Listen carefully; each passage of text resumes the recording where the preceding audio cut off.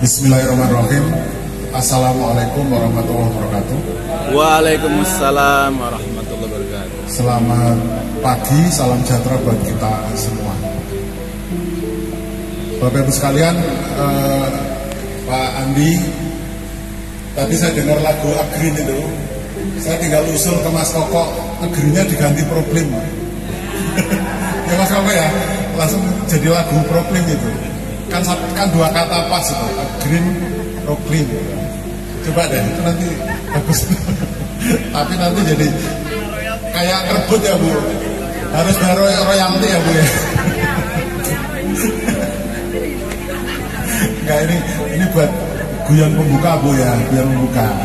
Artinya terpikir tadi kalau problem nasional, problem DKI sepertinya kok butuh lagu juga gitu. Dan bisa belajar dari Agreen ini, membuat lagu yang bersemangat, kekinian, dan acara ini luar biasa, langsung tanggap bahwa isu terkini yang paling hangat dibahas secara nasional adalah tentang isu sampah. Baru kemarin saya juga dihubungi oleh Dela DKI, Pak, buatin materi problem, judulnya ini Pak. Tadinya saya nulis tuh bingung apakah keberlanjutan problem DKI Jakarta atau di DKI Jakarta, tapi intinya seperti itulah. Next. Bapak Ibu sekalian, materi problem tadi sudah disampaikan oleh Pak Koko. Saya akan menyampaikan yang kira-kira lebih ke suasana di DKI. Pertama kita tengok dulu suasana secara nasional sejak kepemimpinan Pak Prabowo dengan kabinet kabinet apa ya? Merah Putih. Merah Putih. Ada kabinet Merah Putih, ada Koperasi Merah Putih. Jadi Bapak Ibu sekalian, ya karena memang arah setiap kepemimpinan itu ada tren, ada prioritas, dan kita perlu mencermati itu karena kegiatan di bawah itu biasanya juga akan terpengaruh ke arah situ. Yang pertama adalah waktu awal-awal kepemimpinan para menteri retreat ke Magelang menghasilkan sebuah energi besar yang namanya Super Team. Jadi sekarang sekretariat kabinet kalau saya lihat-lihat itu setiap ada kebijakan apa, termasuk kemarin misalnya tentang tambang di Raja Ampat itu, langsung yang presentasi itu bisa 3-4 menteri jejer gitu. Artinya itu Super Team. Itu juga sebenarnya dilakukan oleh Problem itu lama sekali. Problem sejak awal didesain, Problem itu adalah Super Team. Kita tidak menonjolkan Problem itu milik siapa, tapi Problem adalah milik kita semua. Betul nggak? Karena kalau sudah urusan lingkungan, ketika lingkungan itu rusak, maka kerusakan itu berdampak pada kita semua. Dan tidak mungkin kita tanggulangi hanya sendiri-sendiri. Hanya diklaim oleh kelompok tertentu, diklaim oleh instansi tertentu, tidak bisa. Problem adalah milik kita bersama. Kemudian Pak Prabowo juga menargetkan terkait sampah, ya.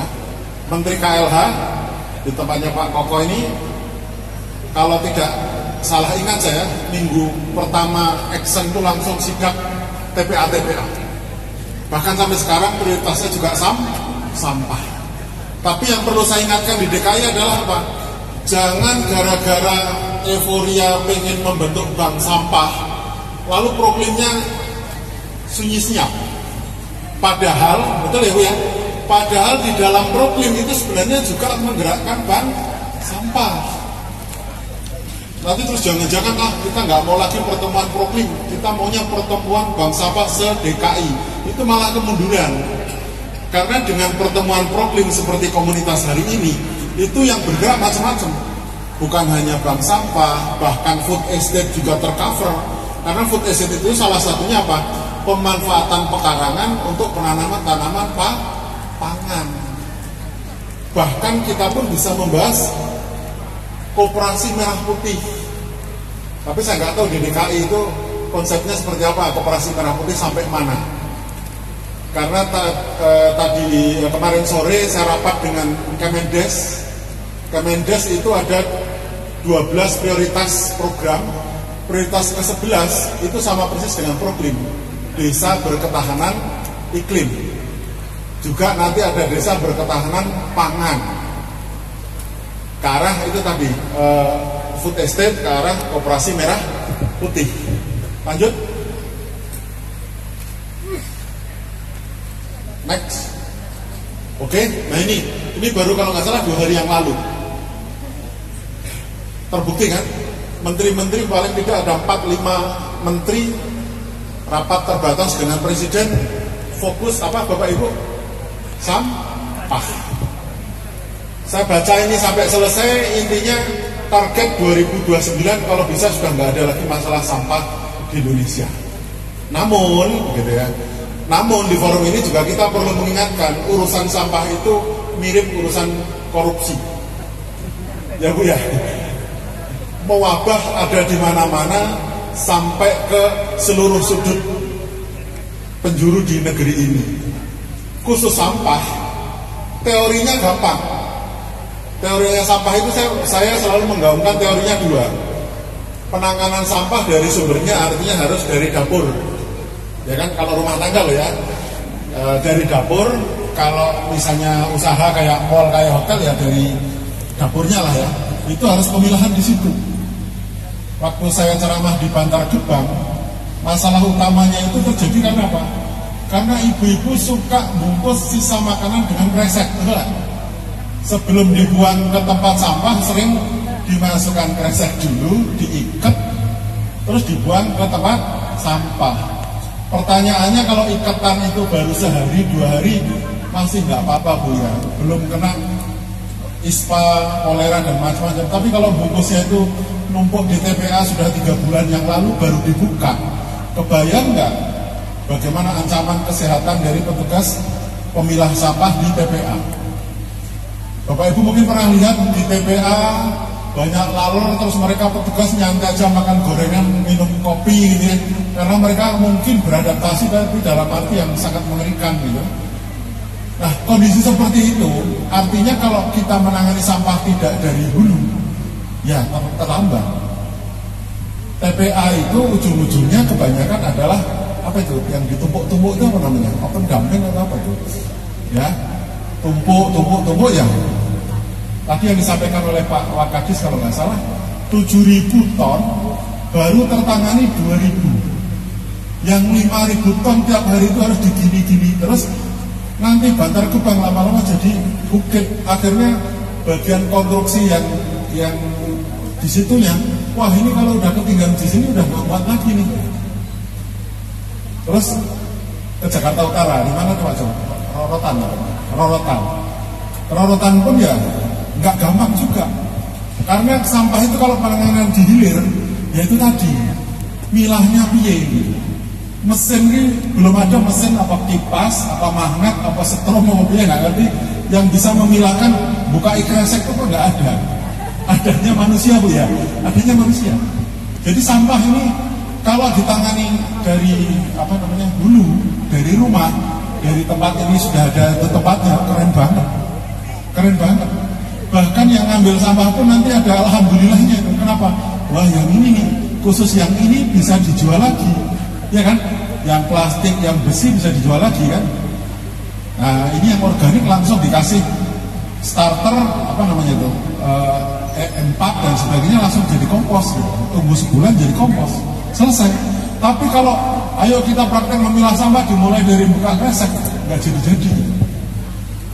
Ini sampah saya tekankan karena ini yang jadi prioritas utama. Bahkan nanti Proklim ke depan mungkin ya kita usulkan ke Pak Koko juga Bapak Ibu semua, Proklim menjadikan salah satu prioritas utama adalah aksi sampah. Bahkan kemarin sore saya ikut rapat jadi dewan juri, salah satu dewan juri di Kemenkes terkait dengan bidang lingkungan. Itu yang dinilai itu persis Proklim Mas Koko. Jadi yang dinilai itu kepedulian mengelola sampah, ya berarti kan sampah. Kepedulian memanfaatkan pekarangan tanaman sayuran itu yang Proklim banget. Memakai energi baru terbarukan Proklim banget ya. Mungkin dari sononya sudah ada teman-teman Proklim yang titip sehingga materinya yang memang lombanya Kemendesa dan Kemenpora tapi secara materi ke arah pemuda pelopor lingkungan itu isinya problem. Next. Pengelolaan sampah jadi prioritas, ini yang saya jelaskan barusan. Teorinya gampang, 3R.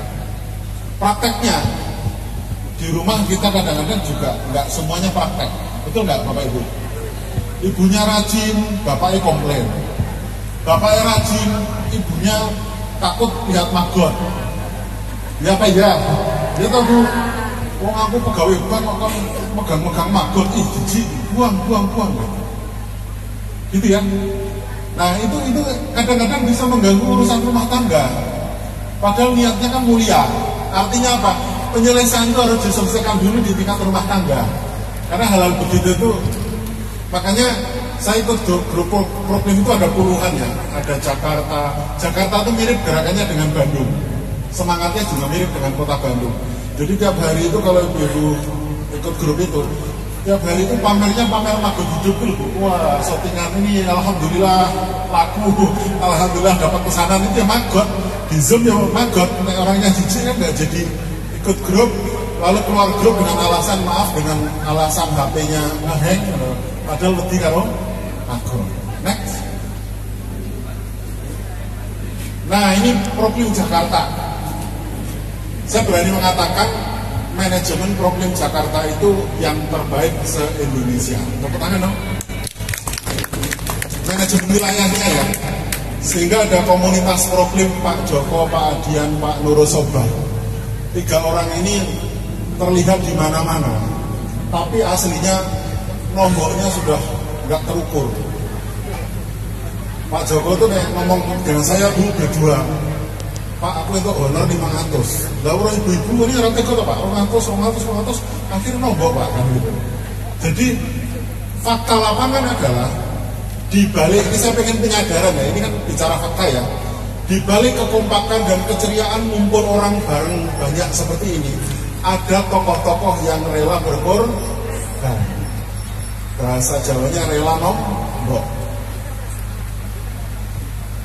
Lah kok yang hadir di sini masih bisik-bisik. Kita hadir nanti dapat uang transport gak? Aduh. Ya, makanya dan kekompakan di Jakarta mau iuran saweran. Saya tadinya mikir Pak Andi, saya ngerasani Pak Andi. Pak Andi kan rasa dibantu gitu. Tapi tetap semangatnya Pak Jokowi saweran. Alhamdulillah saweran sampai pagi ini kalau nggak salah dapat 5 juta. Ya ternyata nanti tuan rumah udah Pak Joko saya nggak usah dibantu, ya wis jadi kas, nggak mungkin masuk kantongnya Pak Joko, nggak mungkin. Jadi kita transparan uang dari mana untuk apa selalu dilaporkan. Dan istilahnya bahasa perjuangannya tidak ada dusta di antara kita. Karena kadang-kadang ada juga orang yang berkecukupan, misalnya menengah ke atas, tapi namanya nyumbangnya abote rombong. Padahal gerakan lingkungan itu di cuma 200-300 saja dah makasih gitu. Tapi ada juga orang yang sebenarnya pendapatannya pas-pasan, tapi rela berkorbannya itu sampai berantem sama istrinya. Untung Pak Joko nggak ada yang komplain ya. Ya kalau nyoh-nyohnya pulang kan ditanya sama istrinya, Pak pergi seharian dapetnya apa? Gitu kan? SOP istri di rumah kan selalu nanya itu, Pak pergi pagi pulang malam dapat apa? Masa dapat body bag gitu. Ini Bu aku dapat body bag. Itu lama-lama nanti nggak diizinkan untuk pergi ya Pak ya, karena ini malah nombok terus gitu. Terus pensiun kok aheng-aheng, bawa ning omah wae. Kono ngurusi rumput di halaman malah keluyuran nombok terus pensiunannya habis gitu. Macam-macam lah gitu. Jadi memang tantangan terbesar berjuang itu ya dari rumah. Betul ya? Dan kadang-kadang pilihannya 2 Bu. Ini yang saya omongkan kan realita. Kalau ini jadi pejuang lingkungan, pejuang masyarakat, resikonya keluarga tidak terurus. Ya harus semuanya Pak, sulit, karena semuanya sulit. Biasanya kalau orang yang tipenya suka memperhatikan warga di mana-mana itu, lupa memperhatikan di pagar rumah sendiri. Atau orang yang terlalu setia dengan di rumah, ngomong anak, ya toh, didik anak, suami istri bahagia. Kadang-kadang lupa untuk bersosialisasi dengan masyarakat sekitarnya. Atau ada juga yang super sibuk. Kadang-kadang kan dilemanya gini, saat kerja, maaf ya, saya nggak ada waktu. Pergi jam 7, pulang jam 9 malam. Saya nggak ada waktu untuk kumpul-kumpul. Tapi giliran ditunggu pensiunnya, malah pas pensiun post power syndrome. Gitu? Lupa kalau sudah nggak di rumah, nggak di kantor maksud saya, di rumah sih nuding-nuding gaya seorang bos. Nggak bisa nih, harus ada SOP-nya. Padahal ngomong sama istrinya, SOP-nya apa toh kan gitu. Itu bahasa kantorannya kan gitu. jadi dilemanya begitu. Nah, di DKI ini luar biasa karena terbagi, ada wilayah yang dikelola Proklim DKI, maksud saya daerah DKI, ada Sudin. Bahkan dengan adanya sahabat Proklim ini saya woro-worokan ke banyak pihak, ayo dong kayak Jakarta, yang mungkin ngikut katakanlah kayak kota Bandung, mungkin Wonosobo sudah terbentuk tapi belum terlihat aktivitasnya, juga lokasi-lokasi yang lain. Next.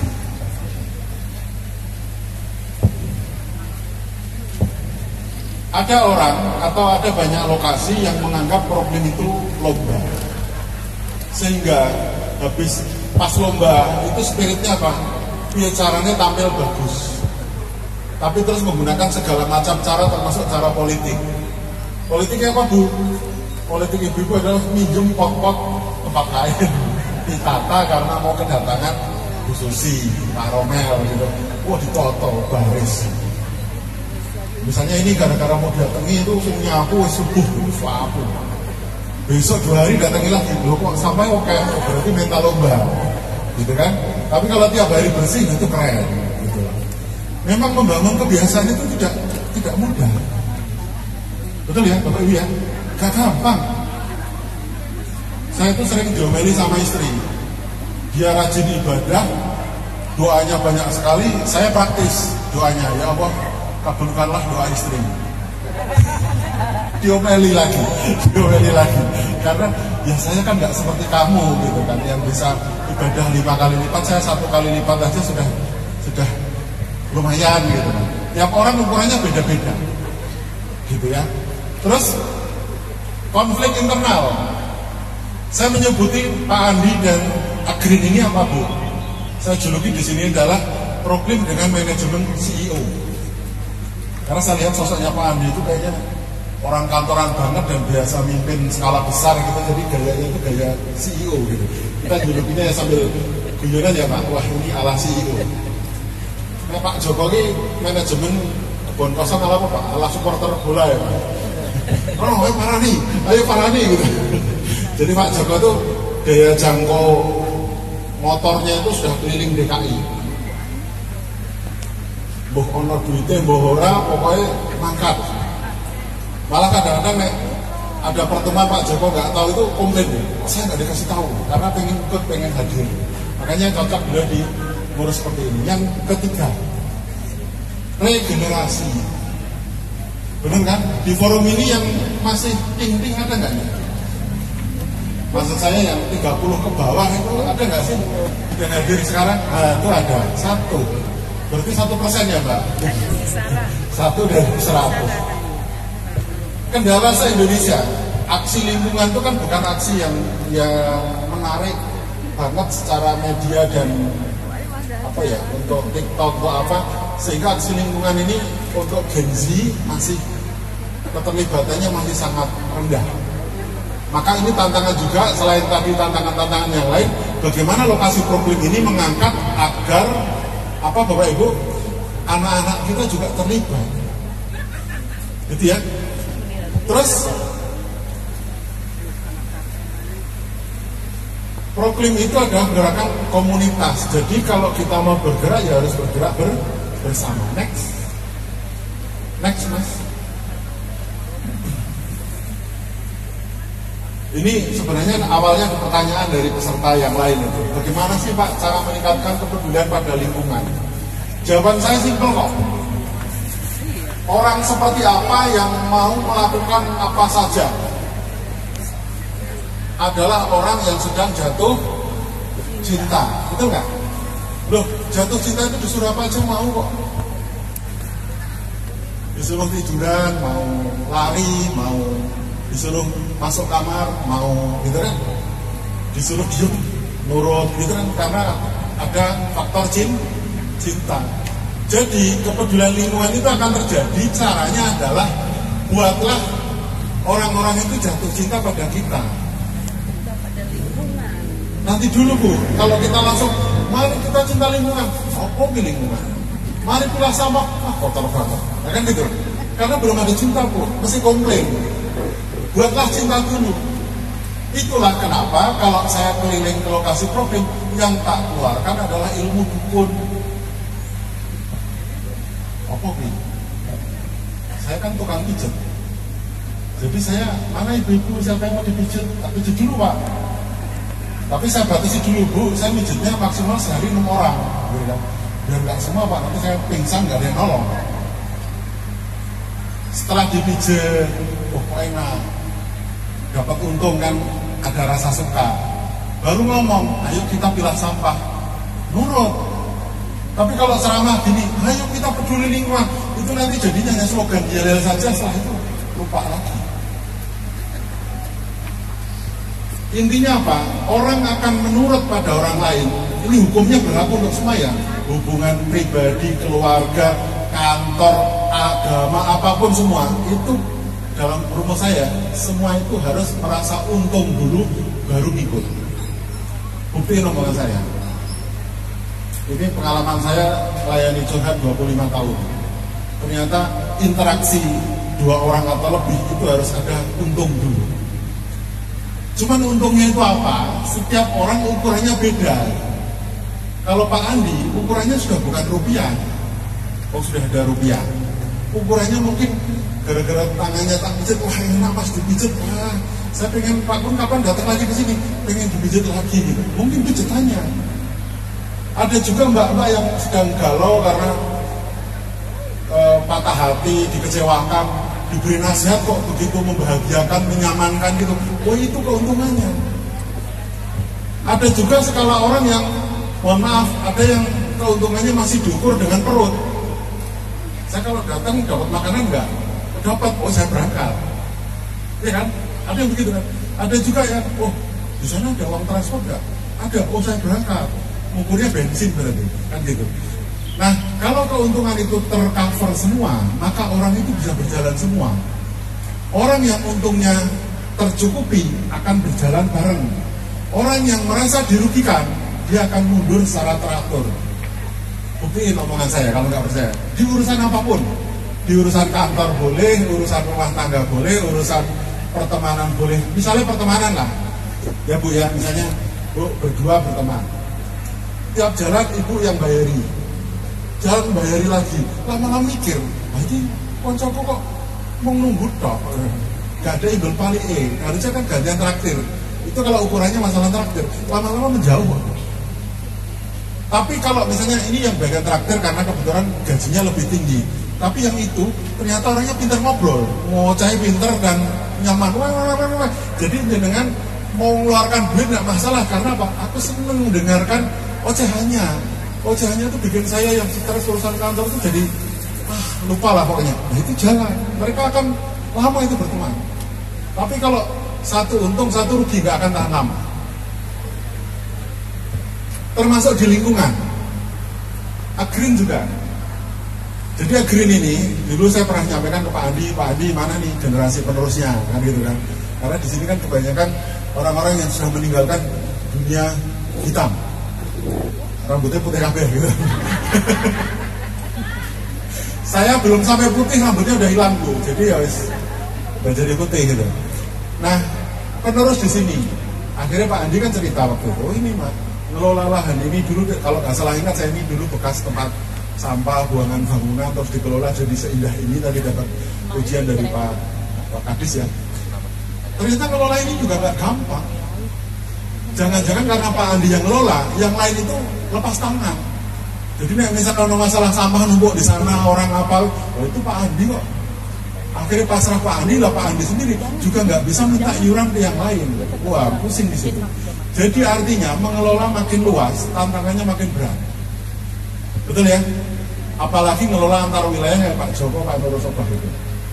Wong kadang-kadang di wilayahnya sendiri aja butuh motivasi, tapi wilayah lain pun harus dimotivasi terus. Artinya apa? Kita harus bergerak bareng. Lanjut. Nah, level tadi udah dibahas oleh Mas Koko, lanjut ya Mas.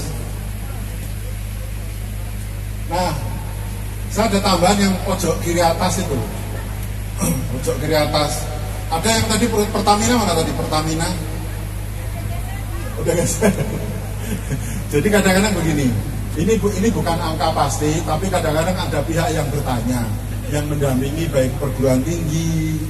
Ini baru saja saya melayani WA teman Pak, WA teman dari kampus. Mas, aku mau mengajukan dana dari Kemenristek Dikti. Kalau problem ini saya gerakkan mahasiswa di RW sekitar kampus, kira-kira bisa nggak mendorong lokasi problem? Berarti kan aura problem sudah mewarnai riset dana dari perguruan tinggi. Dan ini kenapa? Ini sebenarnya hasil diskusi saya dengan Mas Koko, belum harga pasti gitu ya. Kadang-kadang ada yang iseng bertanya, pertanyaannya gini, Pak, kalau ingin jadi lokasi problem itu butuh biaya berapa? Itu biasanya bahasa perusahaan itu. Kalau saya dampingi lokasi itu, kan mikirnya dia langsung berapa lokasi, butuh berapa kan gitu. Nah, terus saya mencoba ngitung-ngitung itu dari file Excel yang biasa kita ngisi problem itu, kalau dirupiahkan kira-kira berapa, ketemu angka ini. Paling gampang gini misalnya, kenapa biaya sosialisasi ya paling gampang tak gawe 1 juta per lokasi. Itu kan bahasa bodon lah, bahasa ya global.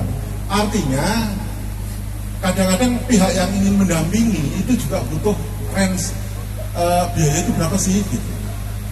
Tapi biaya, catatannya itu bukan berarti semua dibiayai, bukan. Kebanyakan lokasi program biayanya adalah swadaya, betul? Nah, swadaya itu kadang-kadang nggak terhitung. Pak Andi itu kalau suruh ngitung ya kadang-kadang mungkin karena amal kebaikan nggak mau ngaku. Pak Andi sejak awal menggerakkan agree dengan Bapak Ibu di sini, kalau dirupiahkan tuh ya kira-kira sudah habis berapa ngono ya, guyu tok gitu. Apa harus diganti kok Mas kan? Ya, tapi kadang-kadang ada juga yang menghitung secara skala begitu. Artinya program itu entah pendanaan dari manapun, dan ternyata hebatnya programnya Pak, dominan mungkin 90% adalah swadaya. Artinya kesadaran masyarakat itu sebenarnya sudah cukup tinggi untuk memperbaiki lingkungan masing-masing. Next. Ini saya mau menekankan di gambar yang ini.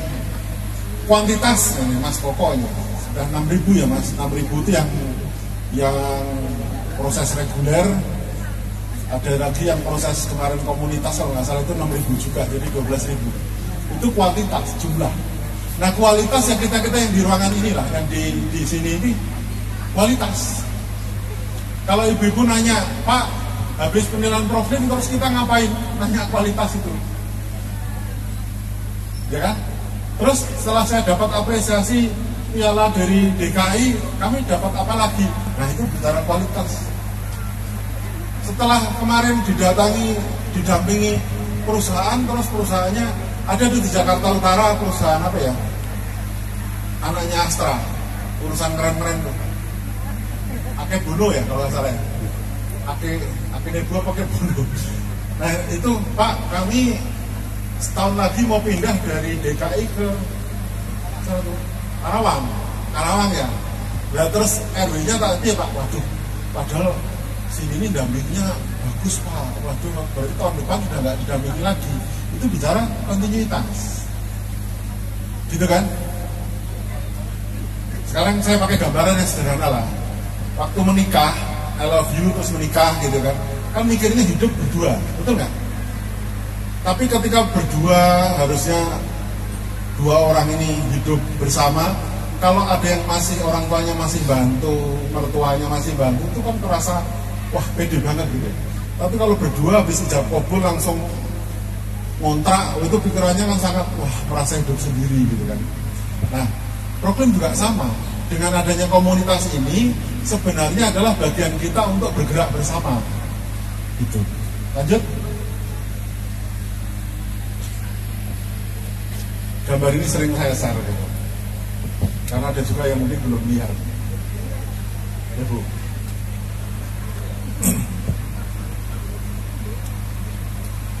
Tahu ya Bu, gambar apa tahu ya? Ini gambar apa? Gambar konflik. Konflik itu kadang terjadi karena miskomunikasi. Ibu-ibu pengen bantu bapak-bapak kerja bakti, ibu nyediakan teh. Jebule sing kono ya teh, kono ya teh. Ketemu kan meremut gitu. Ya kok teh kabeh? Gorengan endi, kopi endi gitu kan. Itu miskomunikasi. Sering terjadi nggak di antara kita? Sering. Sing nombok terus.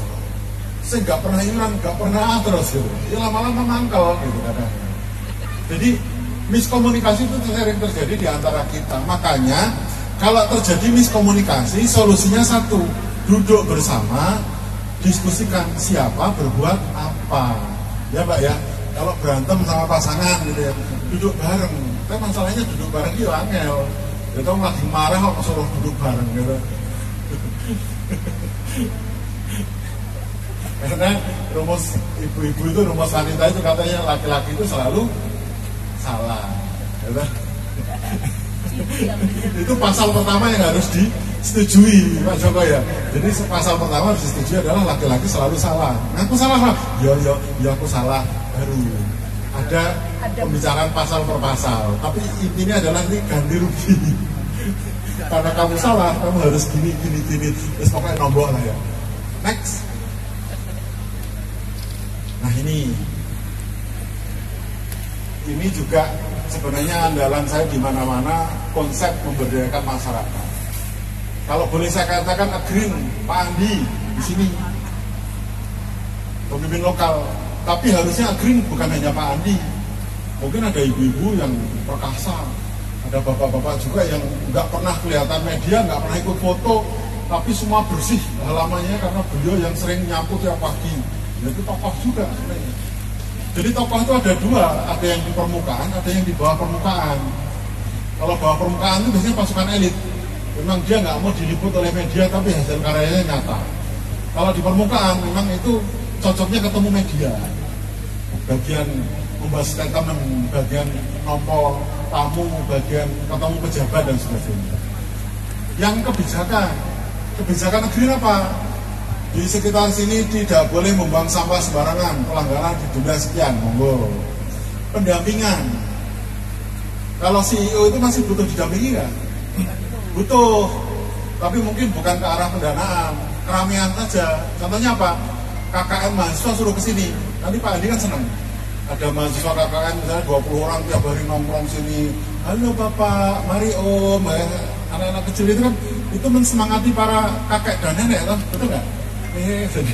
Jadi merasa muda lagi. Ayo dek kita ambil sampah bareng, jalan. Pendampingan. Bangsa Indonesia itu gengsinya naik kalau ada tamu, betul ya? Coba ibu-ibu kalau nggak ada tamu kan senangnya pakai daster bolong, betul ya? Tapi kalau di rumah ada masa KKN nginep sebulan, kemayu ini orang umum. Tiap subuh sudah keramas, sudah pakai minyak wangi, dandan, wah. Halo adik, gimana tidurnya minyak? Enggak, kemayu banget pokoknya. Kalau ada tamu tuh kemayu banget. Itu orang Indonesia begitu. Makanya orang Indonesia itu lokasi-lokasi program itu kuncinya apa? Harus sering dikunjungi. Karena kalau dikunjungi itu sifat malunya bangkit lagi kan. Misalnya kunjungi, loh mas, itu tetanggamu kok bakar sampah. Oh iya pak, maaf nanti biar kita tegur pak. Jadi sambil mengunjungi itu ibaratnya kalau bahasa CEO itu controlling, perlu disidang. Penting itu, karena kalau enggak nanti kalau nyaman bagus nggak apa-apa, kalau nyaman menurun terus akhirnya nggak ada aksi kan, ya kasihan kan. Terus dana itu tidak selalu rupiah. Kehadiran orang mau mengisi materi secara gratis itu juga dana. Yakult tadi itu kan rupiah mungkin nggak, tapi produk datang, ya kan. Terus mungkin tenda-tenda ini dari Dinas Lingkungan Hidup nek nyewa, gitu. Oh serupiah itu loh, banyak ini, ya kan. Pasukan kuning, gitu, pasukan oren-oren yang bersih-bersih ini, kalau dirupiahkan berapa? Itu banyak. Jadi jangan melulu langsung melihat rupiah RP, nyumbang amplop kok terus langsung remut gitu. Jangan, karena apa? Gotong royong itu bergerak sesuai dengan kapasitas masing-masing. Dan katanya tadi, kata Pak Joko nih, semoga nanti jadi program lestari. Saya hanya nantang di sini Pak, di pasar. Maksud saya pasar itu gini, ciri-ciri green itu mandiri, cirinya ada dua, ya. Ada dua. Satu, punya produk unggulan. Apa Bu produk unggulannya? Ayo, itu mana? Produk unggulan. Yang kedua, program unggulan. Program unggulan contohnya gini. Ini di luar acara hari ini mungkin ini jadi semacam wisata perumahan. Ya, mungkin ada semacam edukasi untuk anak-anak TK, anak SD, pengenalan tanaman. Itu kan program unggulan. Nah, berarti kan punya program unggulan. Produknya kompos. Bahasanya perusahaan, komposnya per minggu, per bulan berapa? Nah, gitu kan, berapa kilo. Itu terus nanti ke arah rupiahnya Pak, ke arah income-nya.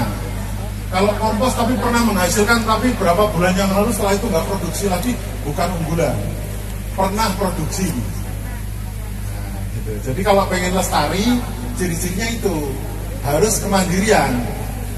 Dan kalau sudah lestari, itu nggak boleh Pak Joko, Pak Adian, Pak siapa lagi ya di sini yang lestari. Nggak boleh lestari kok berharap aku kapan lagi ya dapat bantuan. Karena lestari itu konsepnya adalah mandiri dan mendampingi yang lain Bu. Kok aku nggak didampingi lagi ya? Karena lestari itu adalah konsepnya sudah dewasa, punya rumah sendiri, punya pendapatan sendiri, tugasnya adalah ngomong yang lain, itu lestari. Kalau mentalnya belum sampai situ, nah itu PR gitu. Lanjut. Nah, Green buat contoh aja. Saya nanya nih ke Green, nanya bukan ke Pak Andi, ke Ibu. Ibu kan lebih polos ya Pak. Bu, Green ini ada pendamping perusahaan nggak Bu? Apa Bu? Panasonic dan Tok atau Panasonic saja? Pertamina ada? Nah, lampu, terus oke. Ya, oke ya. Sekarang dari perguruan tinggi. Sering penelitian ke sini, masa magang, masa apa? UI Al-Azhar, oke. Ya. Dari pemerintah nih? Nggak ada. Nggak ada, ini kecek banget. Sudin Bu, mana Sudin Jakarta Barat mana nih? Ada Sudin LH. Ada. Kalau nggak ada sekarang tak ada di sini. Sudin Jakarta Barat sering kesini nggak Bu? Nah, kalau nggak nanti lapor Bu Susi ya. Ternyata Sudin oke. Kalau provinsi sering kan? Bu Susi kan sering. Iya, katanya sering nggak? Katanya pernah sekali. Ya nggak apa-apa begini, jangan ngambek ya. Kita kan untuk evaluasi yang positif ya. Terus pendamping lain, Pak Joko. Nah ini Pak Joko, ini sering kesini nggak Pak Joko? Baru ketemu. Loh, kemarin itu dirikan tenda loh kemarin. Iya, kemarin datang. Nah, kemarin datang ya. Kemarin di sini berapa jam Bu? Seharian. Seharian itu, takutnya nggak ada yang ngasih makan nih, kasihan loh ini. Jadi ternyata untuk event hari ini pasukan sahabat Proklim itu Pak Joko dan kawan-kawan itu langsung kesini hadir. Nggak ada anggarannya, mereka nombok semua Bu. Nah, ditanya ke Pak Andi nanti Pak. Langsung digesek Pak, digesek. Nah, Bapak Ibu sekalian, yaitu tadi di balik kesuksesan acara biasanya ada pihak-pihak yang berkorban lebih. Kalau slogan dari oke, wah ini siap-siap buat penanya ya. Kalau konsep dari istri saya, jika tim itu mau kompak, maka pimpinannya harus berani nombok. Betul nggak? Betul nggak? Anak buah itu pikirannya simpel. Alah, bos kita traktir aja nggak pernah, nyuruh-nyuruh doang. Isinya kan hanya muka manis doang. Siap bos, kan gitu. Jadi saya ulangi, jika ingin tim kita itu kompak, harus pimpinannya berani nombok. Habis ini Pak Andi mendatangkan bakso. Ayo kita makan bakso ya. Walaupun karo menut ya Pak. Iya Mbak. Next. Terang sedikit lagi. Terus peran pemerintah daerah. Nah di DKI ini luar biasa. Perannya dari provinsi, Sudin, bahkan dinas lain pun, KPKP dari. Saya senang kalau sosialisasi di DKI itu apa? Ada perwakilan wali kota, provinsi, kecamatan, kelurahan, terus sampai RW, sampai yang saya nggak apal yang pasukan oren-oren, yang kuning ini, ya pokoknya banyak tuh yang dampingi. Sehingga kalau ketemu warga itu apapun masalahnya bisa dijawab. Karena apa? Para pihak ada di situ. Next. Termasuk ini, ya. Coba Bapak Ibu evaluasi nih kegiatan Proklim. OPD mana selain DLH dan Sudin yang ikut berperan? KPKP ikut ya, kan bibit, terus apa lagi? Kesehatan Ikut. Oh, pariwisata Ikut. Nah ini makin banyak OPD yang terjun berkolaborasi itu makin bagus. Kalau enggak ya dirangkul, jangan dimusuhi, jangan dituding-tuding kayak gaya lesen gitu. Wah no, jangan, nanti sakit hati malah nggak jadi datang gitu. Oke, next. Dunia usaha. Memang dunia usaha begitu. Yang penting sponsor udah masuk, datang absen pamit biasanya. Karena beliau biasanya dunia usaha itu nggak mau mikir berat, mikir bicara ini dampingi masyarakat, bicara ini materi Proklim apa, mereka nggak mau mikir berat. Yang penting Pak ini kebijakan dari perusahaan, kami nyumbang 1 juta Pak, selesai. Terus maaf Pak ini ada acara lagi pamit. Itu gayanya ngelobi. Ya nggak apa-apa, memang mereka itu istilahnya posisi sebagai donatur gitu loh. Dan nanti yang urusan materi bisa dari akademisi, bisa dari Sudin dan sebagainya. Oke, lanjut.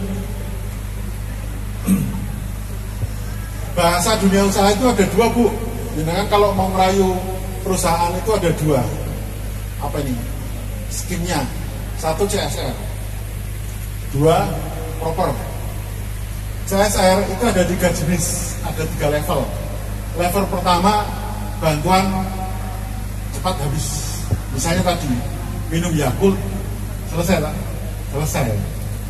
Lainnya enggak, pokoknya minum Yakult terus untuk laporan ada dokumentasi. Pelayanan, pendidikan. Perusahaan kami memberikan beasiswa kepada anak-anak yang kurang mampu, orang tua yang kurang mampu, anaknya disekolahkan dapat SPP, itu pendidikan.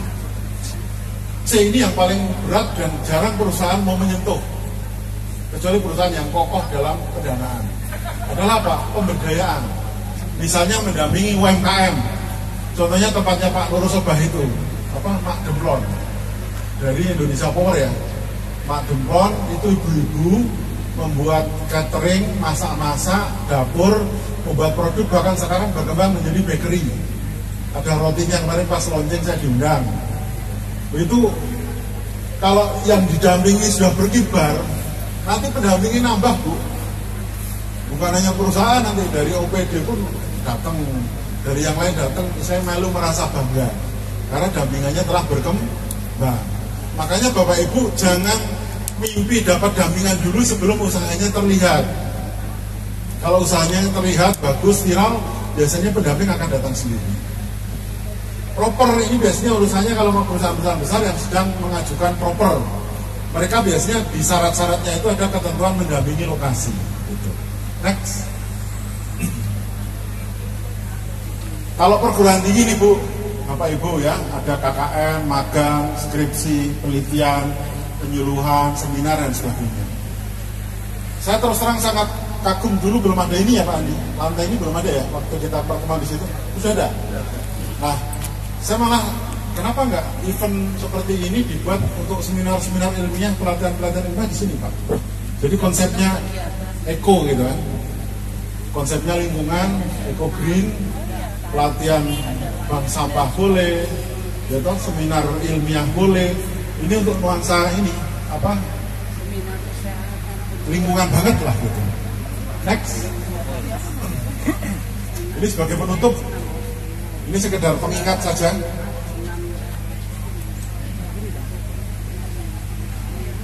Ini bukan berarti nomor 1 itu tidak ada ya. Saya hanya ingin menyadarkan para pejuang itu untuk tetap kokoh berjuang walaupun tidak mendapat apresiasi, walaupun tidak mendapat penghargaan.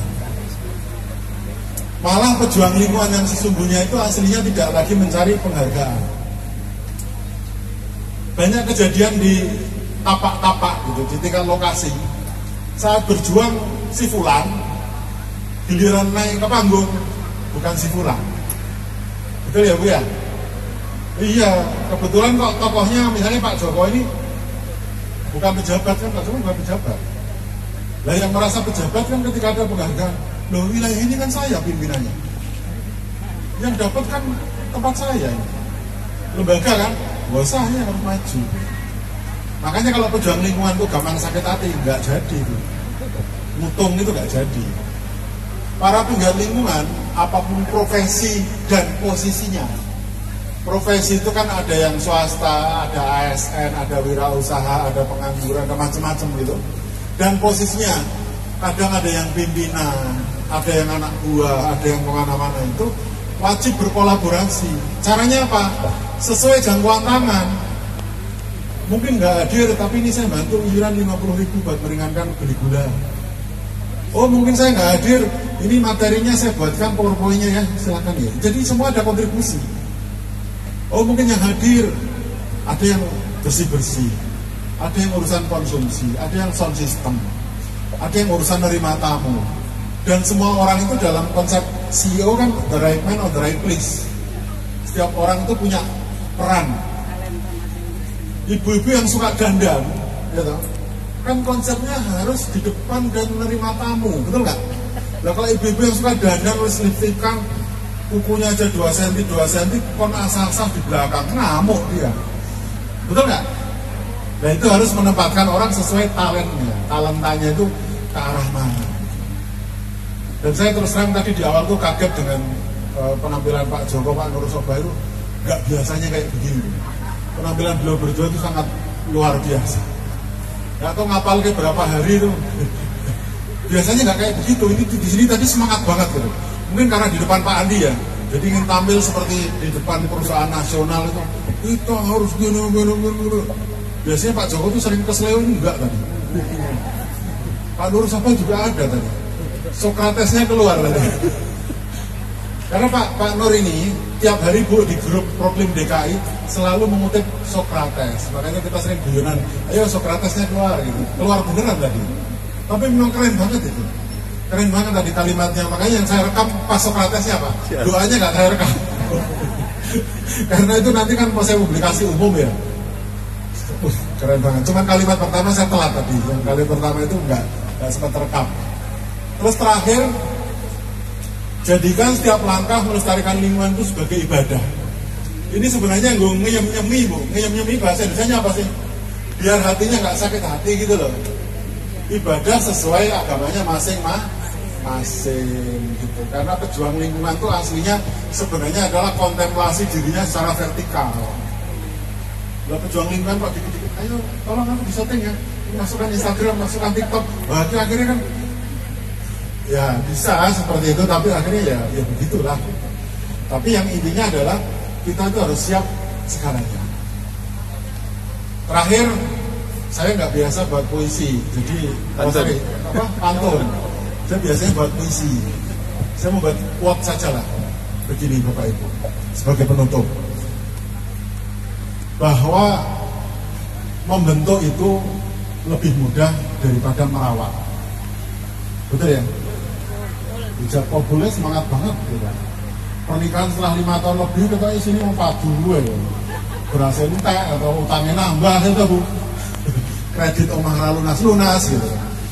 Proklim juga sama. Awal pembentukannya mungkin semangat tinggi ketika kita bisa menjadi lokasi Proklim. Bu Susi itu selalu ditanya sama pimpinan, berapa tahun hari ini berapa lokasi, tahun ini berapa lokasi gitu. Yang diajukan selalu ukurannya kan itu. Tapi ketika Bu Susi, Bu, sana belum dikunjungi, saya belum gitu, pusing beliau. Pak, anggaran tahun ini bisanya kunjungan hanya 5 lokasi, kok dipilih lagi. Padahal 5 wilayah itu maunya dikunjungi semua. Jadi merawat itu lebih sulit. Dan merawat itu tidak mungkin dilaksanakan sendirian. Maka merawat itu harus dilaksanakan bersama-sama. Bagi Bapak Ibu yang sibuk, mungkin pertemuan hanya bisa datang hari ini, setelah itu ngilang 2 tahun, nggak masalah. Tapi paling nggak di WA itu ngarohi bahasa Indonesia apa? Paling nggak berkabar, gimana kabar Green? Gimana kita mau coba kunjungan ke Jakarta Pusat nih, tempatnya Pak Joko, ayo. Kan senang Pak Joko, Bu. Pak Joko coba Bu didatangi ke lokasinya, bener nggak di sana aksinya? Bener nggak Pak Joko masuk kolam? Tiap hari masuk kolam ikan Bu, bersihin sampah, ditemani dayang-dayangnya. Dayang-dayangnya Pak Joko itu kan Bu, 5 ya Pak?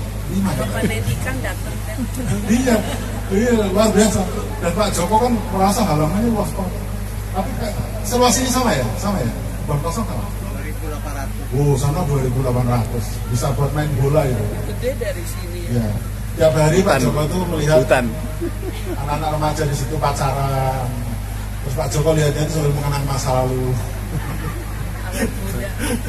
Terima kasih, semoga bermanfaat, semoga kita tetap semangat, dan semoga pertemuan ini nanti giliran lagi tempat lain ya. Terima kasih, assalamualaikum warahmatullahi wabarakatuh. Waalaikumsalam.